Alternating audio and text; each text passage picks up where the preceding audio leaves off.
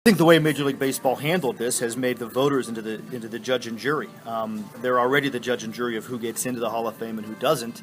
But because baseball, and depending on your opinion of this, either look the other way, they without a doubt look the other way.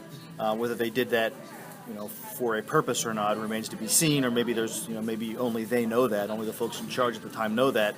But because that happened, because they did not handle it correctly when PED use was rampant in the sport, they've sort of made the voters the judge and jury, not only again of who gets in, but of they're almost the scientists. It's tantamount to a Supreme Court case. It's tantamount to the justices of the Supreme Court acting as the scientists with the evidence that they find. It's tantamount to them doing the investigation and them doing the detective work on their own, and they're just doing this, with the very little evidence that they do have.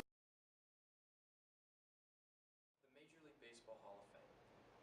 The dream destination every player strives for, starting from the very first moment they pick up a ball and glove. The Major League Baseball Hall of Fame.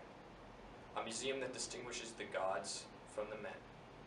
The Major League Baseball Hall of Fame, a place where immortality can be touched. Time and politics have corrupted the once pure venue for recognizing such perfection, however, and consequently eroded its validity. Specifically, Major League Baseball's hypocritical stance on the steroid era of the 1990s is at the crux of the questions surrounding them. During the 1990s, baseball encouraged the usage of performance-enhancing drugs in order to regain popularity from the NFL and consequently make more money. After 2004, however, their approach changed and they began to punish the players whom they told to take the drugs, cleansing their hands in any wrongdoing and pretending that it never happened. Editor of the Pittsburgh Sports Report, Tony DeFazio, talks more about the change in culture. I want to see home runs. I mean, it was fun, when Barry Bonds and Mark McGwire and Sammy Sosa were hitting bombs. It was fun when a guy who was a defensive second baseman all of a sudden is hitting 28 home runs. It's a lot more fun to casual fans than a 2-1 game. At first glance, someone taking steroids would seem like cheating, and under no circumstance is this forgivable. This combines the most people being uninformed on the topic, creates the popular idea that steroids tamper the game. There are, however, a few who are informed on the topic. They believe a Hall of Fame without arguably the greatest players of all time, such as Barry Bonds, Roger Clemens, Sammy Sosa, Mark McGwire, and Mike Piazza, make it seem far less valid. Specifically, Duquesne University sophomore Joe Rattay. So how do you remember some of the greatest players from the 1990s, like Barry Bonds, Roger Clemens, Sammy Sosa, and Mark McGwire? I remember them for their plays. I remember Barry Bonds hitting 63 home runs. I remember Sammy Sosa doing that crazy jump, and I remember Roger Clemens striking pretty much everyone out. So, do you think that steroids in any way tampered your memories? No, because I can still see Sammy Sosa jumping. I can still see Barry Bonds hitting 63 home runs, and I can still see Roger Clemens walking up the field after striking out the side 4 times in a row. Okay, so are those the kind of players that you would put in the Hall of Fame? It's a Hall of Fame, yes. All right, so all things aside, how do you define the Hall of Fame? Is that a place for celebrities, or is that a place for the best players of all time, regardless of how they did it?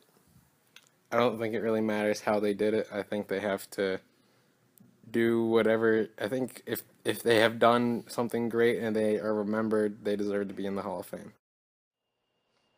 There are 4 large components as to why the players associated with the performance-enhancing drugs in the 1990s and early 2000s should not be considered cheaters and recognized as the great players that they are.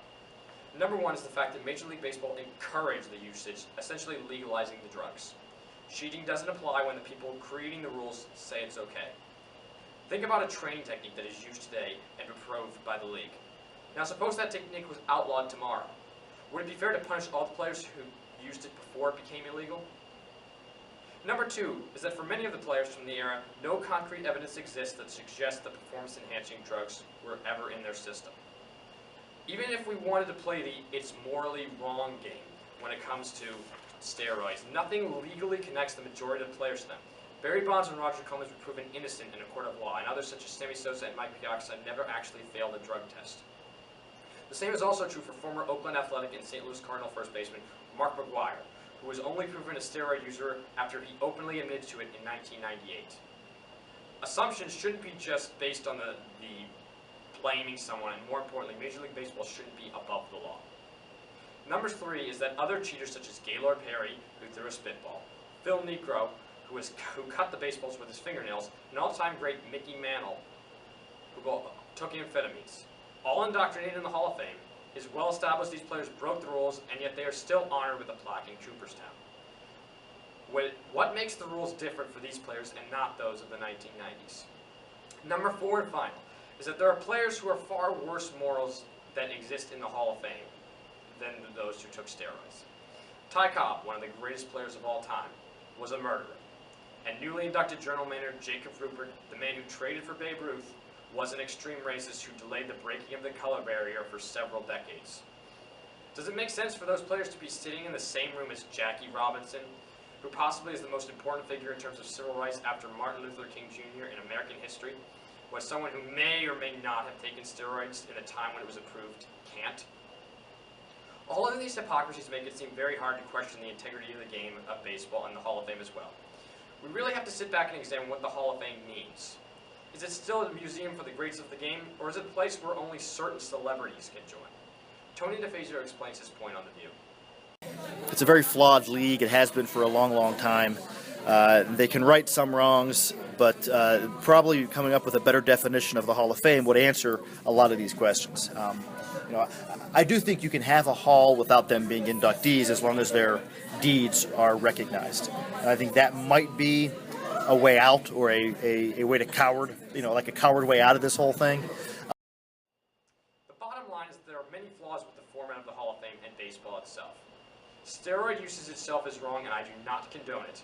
But when the corruption of sports runs all the way to the top with Commissioner Bud Selig, it truly makes you question whether the validity of the organization altogether and what the real intent is.